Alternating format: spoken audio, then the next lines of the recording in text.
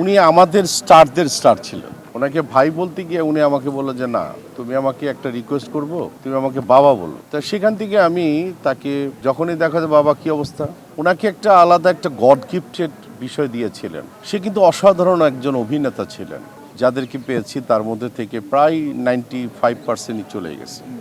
এখন আমাদের যাবার পালা। গুরুজনরা চলে যাবে, এটাই বাস্তব। একদিন ওয়ান ওয়ে রোড, তো আসলে কিছু করার থাকে না। তো আজকে আমি কথা বলছি, কালকে আমি চলে যাব, এটাই বাস্তব। এটাতে বিষণ্ণ হওয়ার কিছু নাই, কিন্তু বিষণ্ণতা তখনই পায় যে কিছু মানুষের হয় না, পৃথিবীতে আসে কিছু মানুষ চলে যাওয়ার পরও মানুষগুলি বেশি কষ্ট পায়। যেরকম জাভেদ আঙ্কেল, একটা ছোট স্মৃতির কথাই বলি। উনি আমার কয়েকটা ছবির কোরিওগ্রাফ করেছে। ওনাকে একদিন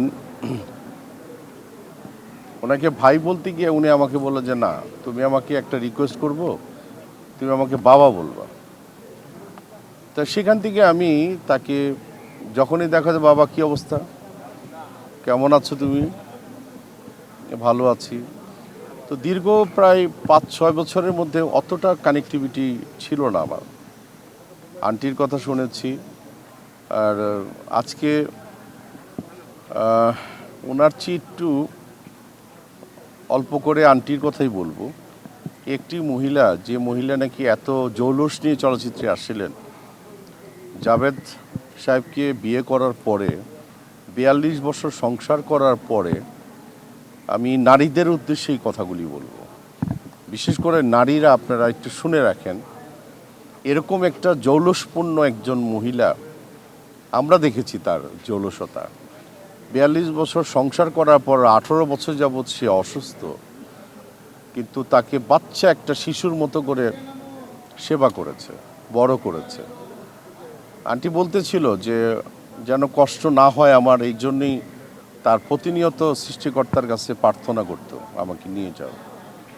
আসলে যেতে হবে, এটি তো বাস্তব। দু একজন মানুষ হয়তো বা বেঁচে আছে আমাদের যারা লিজেন্ড। আমি তো এসে যাদেরকে পেয়েছি তার মধ্যে থেকে প্রায় 95% চলে গেছে।